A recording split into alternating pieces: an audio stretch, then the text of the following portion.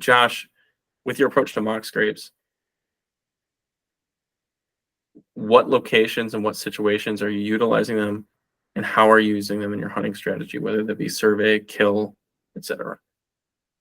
So I'll use the mock scrape I've had the most success with as an example. And this is on some private land in Ohio, my father's place. I actually started this mock scrape after I listened to that Licking Branch Magic episode. But the property in general is like a natural rut funnel, right? It's neighbors, it's multiple neighbors, but it's, imagine big woods, couple hundred acres, and it funnels down to our property, which might be 100 yards, 70 yards across, and then it funnels into other neighbors again, which it's wide and a couple hundred acres. So the property in general is a natural funnel. On the far east side of the property, there was an old 2-track there, and we still utilize it. But as soon as you cross over there's an old fence there. But as soon as you cross over onto the neighbors, it's thick. Some years ago, before we moved there, they did a cut over there, and to the property to the south, they did a cut. So that is all bedding. Right, there's doe bedding there. I'm assuming there's buck bedding in there. None of the bucks bedded on property. I know there are some does that bed close, not far from our property, because they do come off the neighbors over onto the property there. But on this 2-track is one of the first openings, right? So it's kind of it's cover. You have this almost hard edge, and then it opens on this 2-track, and there's another like thicket of cover. It's kind of another hard edge. But the 2-track goes, and then it splits into a Y, right outside of this bedding cover. And then in the middle of the split was there was this historical rut there on a cedar, and there were deer trails on either side of it. So what I did is I made a mock scrape there on that 2-track trail. There would occasionally, at least the first year or two we were there would be some scrapes that would pop up on it. More so like a scrape line. But some of them, if we had a hard rate, some of them would be underwater. So right at that Y, I decided to make a mock scrape. So the location was right outside of some doe bedding, on this transition from security cover or a hard edge to open, and then went right back to almost a hard edge. But a couple trails came together there as well. So on the cedar, what I did was I actually, and in this area I mentioned earlier, pin oaks tend to be the primary scrape tree there in this area.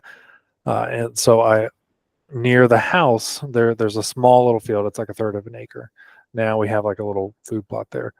But there were the pin oaks there would get utilized often for scrapes. So I actually cut some of those pin oak branches off that had been utilized in the past as licking branches during the pre-rut time frame.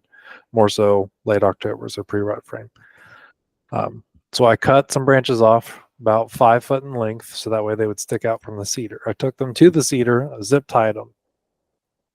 And this is information I took from that podcast with Greg Scuffcup. I zip tied them to the cedar and had them about chest height. He recommends 5 foot 6 inches. I wasn't quite as meticulous as that. It's somewhere around 5 foot, but I'm 6 foot, and for me, it's around sternum, top of sternum height is what they'll come down to. You attach them what they come down to. Okay. Yeah. And what I also did is I flipped the branch over, so all the leaves are hanging down.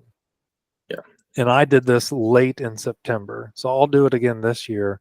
Well, by the time this comes out, I've already done it, but towards the end of September. So that way the leaves are still on it. On those pin oaks, the leaves tend to stay on a while. Same with beech trees. And I actually might put a beech tree limb on it this year. But I think that's part of the reason why the deer like it, is because they can rub their face in those leaves and the branches and stuff, and it leaves more scent. So how often did this get worked throughout the year? So I put a couple branches on the tree, zip tied it, and the first year I utilized it, it started getting, like I said, I didn't do it until September, but it started getting use into September, all the way through probably that first week in November fairly often. And it wasn't just by bucks, it was initially does and fawns. And then once we got into October, once bucks started to travel, because like I said, the location was more outside of doe bedding. But once bucks started to travel more, I would get bucks in October using it at night. And then that last week of October, a lot more in daylight in that area. And then not so much once you got into the main rut time frame here, which is like that second week in November. I would get some utilization into December, not much. But then I would get it used in the spring still, the little licking branch that is, by different age class deer. So the majority of the year, but it does, based on the location, like I said, it's more of a rut funnel area.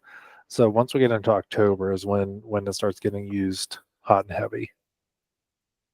So How do on you use that this in your hunting location, strategy? so I wanted to hit on one thing that I find important there that Greg Skufka mentioned. He likes to utilize multiple licking branches on his mock scrapes. Um, on this tree, I started over the years, I started adding more and more branches to it. And what I think that does is if you have them spread out far enough, you can get multiple deer utilizing it. For any private land people that might utilize corn piles, right? If you throw the corn out in a wide circle, right? So more deer can utilize it and not pushing each other off. Same thing with this licking branch, right? If you have more branches spread out, more deer, especially bucks, might feel, they might be more apt to use it and use different licking branches, leaving more scent profiles or more opportunities for scent to be on the branches. So I just wanted to throw that thought out there for people. But in my hunting strategy, and this also where historical data comes into play, I won't step foot on that property until the last week of October, and I will hunt in proximity to that. I won't necessarily hunt over it. I have hunted over it, and I do think hunting over it will work in some situations. It really depends on the wind. So northerly winds there, because most of the bedding is to the south and southeast. On northerly winds is when those bucks tend to move through.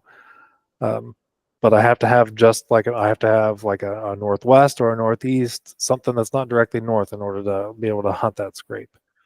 But a lot of times I'll hunt off of it, a little bit of ways from it, and catch them traveling to or from or around that scrape. That's how I'll utilize that. I gotcha. So were you actually able to kill over this? I haven't killed over it. I have killed a buck coming directly off of it. You suck. Sorry, that's slid.